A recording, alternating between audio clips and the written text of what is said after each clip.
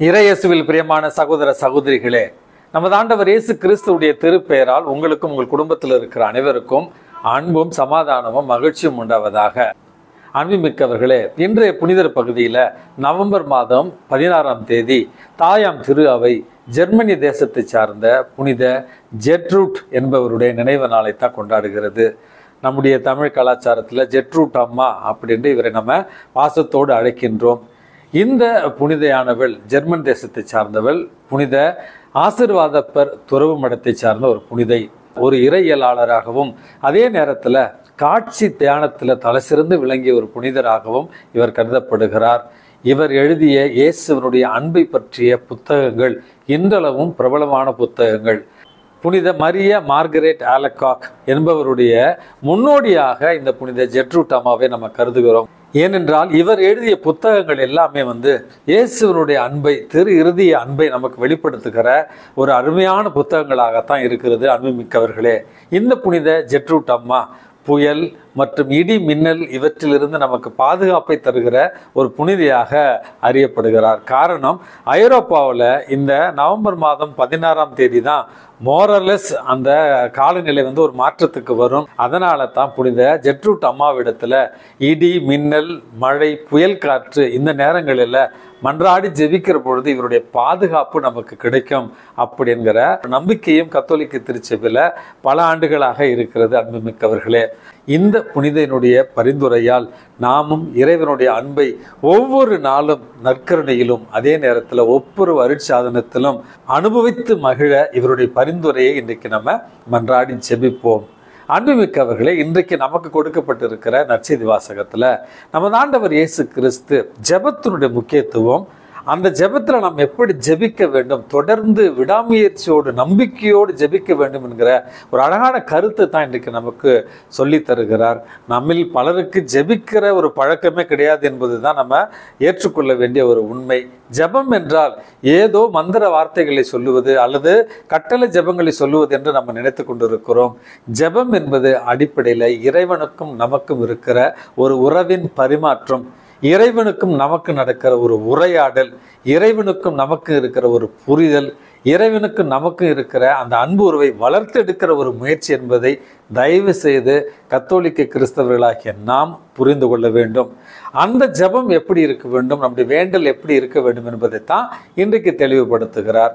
நீதியற்ற நடுவர் ஒரு ஊரில் இருக்கிறார். அந்த நீதியற்ற நடுவரிடத்துல கைம்பெண் ஒருவர் தனக்கான நீதியை கேட்கிறார். அந்த நீதியற்ற தலைவர் அலட்சியமாக இருக்கிறார். இருந்தாலும் இந்த பெண் தொடர்ந்து அவரை தொந்தரவு செய்த ஒரு காரணத்தினால் அந்த நீதியற்ற தலைவர் தனக்குள்ளே சொல்லிக் கொள்கிறார், நான் இவளுக்கு நீதி கொடுக்க வேண்டும் என்கிற எண்ணம் எனக்கு இல்லாவிட்டாலும் இவளுடைய தொந்தரவின் பொருட்டாவது இவளுக்கான நீதியை வழங்குவேன் அப்படி என்று. நேர்மையற்ற நடுவரே இப்படி சொன்னார் என்றால் தாம் தேர்ந்து கொண்டவர்கள் அல்லும் பகலும் தம்மை நோக்கி கூக்குரலிடும் பொழுது கடவுள் அவர்களுக்கு நீதி வழங்காமல் இருப்பாரோ, அவர்களுக்கு துணை செய்ய காலம் தாழ்த்துவாரோ, விரைவில் அவர்களுக்கு நீதி வழங்குவார் என உறுதியாக சொல்லுகிறேன் அப்படின்னு சொல்லி கடைசியில் ஒரு ட்விஸ்ட் வைக்கிறார். ஆயினும் மணமகன் மண்ணுலகில் வரும்பொழுது நம்பிக்கையை காண்பாரோ என்கிற ஒரு ட்விஸ்ட் அல்லது ஒரு சந்தேகத்தையும் எழுப்புகிறார். அன்புமிக்கவர்களே, இறைவன் எப்படி இரக்கமுள்ளவராக இருக்கிறார், நாம் அவரிடத்தில் தொடர்ந்து மன்றாடுகிற பொழுது அவர் எப்படி நமக்கு காலம் தாழ்த்துவார், நம்முடைய ஜெபங்களை கேட்பார் என்கிற உண்மையை புரிந்து கொண்டவர்களாய் அன்றாடம் இறைவனிடத்தில் ஜெபிக்க, நம்பிக்கையோடு ஜெபிக்க, தொடர்ந்து ஜெபிக்க உங்களை நான் கேட்டுக்கொள்கிறேன். எனக்கு தெரிந்த ஒரு நண்பர் ஒருவர் இங்கே பாண்டிச்சேரியில் இருக்கிறார். அன்புமிக்கவர்களே, திருமணமாகி குறைந்தபட்சம் 12 ஆண்டுகளுக்கு இறைவன் அவர்களுக்கு குழந்தை பாக்கியம் தரவில்லை. இருந்தாலும் நம்பிக்கையோடும் விசுவாசத்தோடும் தொடர்ந்து இறைவனிடத்தில் மன்றாடி அழுது புரண்டு, அன்னை மரியாள் வில்லியனூருக்கு போய் அவங்கள்ட்ட அழுது புரண்டு 12 ஆண்டுகள் கழித்து அழகாக ஒரு பெண் மகவை அவர் பெற்றெடுத்திருக்கிறார். எங்களிடத்துல சாட்சியம் சொன்னார். ஃபாதர் 1 வருஷம் 2 வருஷம் இல்லை ஃபாதர், 12 வருடம் நான் ஆண்டவரிடத்துல போராடி இந்த பரிசை, இந்த ஆசீர்வாதத்தை பெற்றிருக்கிறேன் என்று அந்த பெண் குழந்தை என்னிடத்தில் ஆசீர்வாதம் பெற்றுக்கொள்வதற்காக கொண்டு வந்தார். அன்புமிக்கவர்களே, இதுதான் ஜெபத்தினுடைய வல்லமை. பலர் என்னிடத்துல ஃபோன் பண்ணி, ஃபாதர் எனக்காக ஜெபம் பண்ணுங்க, இந்த கருத்துக்காக ஜெபம் பண்ணுங்க, கணவருக்காக ஜெபம் பண்ணுங்க, பிள்ளைங்களுக்காக ஜெபம் பண்ணுங்க, அப்படி என்று பல்வேறு கருத்துக்களை நம்ம கேட்கிறோம். நானும் ஜெபிக்கிறேன், என்னுடைய நண்பர்களையும் ஜெபிக்க உங்களுக்காக கேட்டுக்கொள்கிறேன். அதே நேரத்தில் நம்முடைய உள்ளத்தில் விசுவாசத்தோடு கூடிய நன்றி உணர்வோடு கூடிய ஜெபம் இருக்கிற வேளையில் இறைவன் உங்களையும் ஆசிர்வதிப்பார், உங்களுடைய வேண்டல்களையும் கேட்பார் என்பதை இந்த இடத்துல உறுதியோடு உங்களுக்கு நான் சொல்ல விரும்புகிறேன். ஆகவே அன்புமிக்கவர்களே, நம்பிக்கை குன்றியவர்களே என்று பல இடங்களில் இறைவன் நம்மை பார்த்து கேட்கிறார்.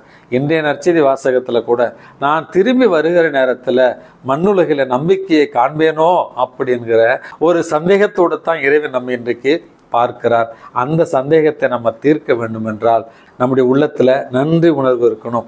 ஒன்றான நம்முடைய வாழ்க்கையில நடக்கிற சின்ன சின்ன காரியங்களுக்காக நன்றி சொல்லி பழகி, அதே நேரத்துல நம்முடைய தேவைகளுக்காக இறைவனிடத்துல தொடர்ந்து மன்றாடி ஜெபித்து பெற்றுக்கொள்ள உங்களை அன்போடு அழைக்கின்றேன். இந்த ஒரு பெண்ணினுடைய சாட்சியத்தை உங்களுடைய விசுவாசத்திற்காகவும் என்னுடைய விசுவாசத்திற்காகவும் இன்று நான் சொன்னேன். இந்த செய்தியை கேட்டுக்கொண்டிருக்கிற என்னுடைய அன்பு பிள்ளைகள் ஒவ்வொருவரும் உங்கள் குடும்பத்தில் நீங்கள் பெற்றுக்கொண்ட சின்ன சின்ன ஆசீர்வாதங்களை உணர்ந்தீர்கள் என்றால் அதை உறக்க இறைவனுக்கு நன்றி சொல்ல விரும்பினால் யூடியூப்லேயோ அல்லது வாட்ஸ்அப்லேயோ amen, praise the lord, thank you Jesus அப்படி என்று ஒரு வார்த்தையில நீங்கள் எனக்கு பதிலளித்து உங்கள் குடும்பத்திலும் நீங்கள் ஆசீர்வாதத்தை பெற்று கொண்டீர்கள் என்று இறைவனுக்கு நன்றியை உறக்க சொல்லுவோம். மற்றவர்களுக்கு நம்முடைய சாட்சியத்தை நம்ம பகிர்ந்து கொள்வோம். எல்லாம் அல்ல இறைவன் தந்தை, மகன், தூய ஆவி உங்களையும் உங்கள் குடும்பத்தில் இருக்கிற அனைவரையும் நிறைவாக ஆசீர்வதித்து பாதுகாத்து வழி நடத்துவாராக. ஆமேன்.